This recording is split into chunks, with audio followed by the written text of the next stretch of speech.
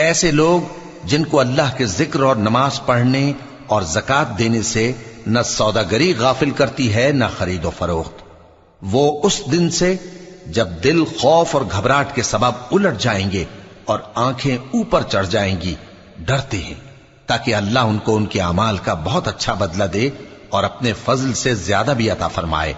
اور اللہ جس کو چاہتا ہے بے حساب رزق دیتا ہے۔ اور جن لوگوں نے کفر کیا ان کے اعمال کی مثال ایسی ہے جیسے میدان میں ریت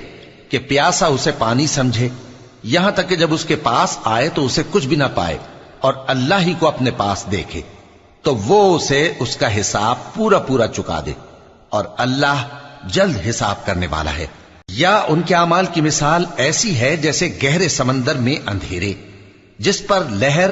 چڑھی چلی آتی ہو اور اس کے اوپر اور لہر آ رہی ہو اور اس کے اوپر بادل ہو، غرض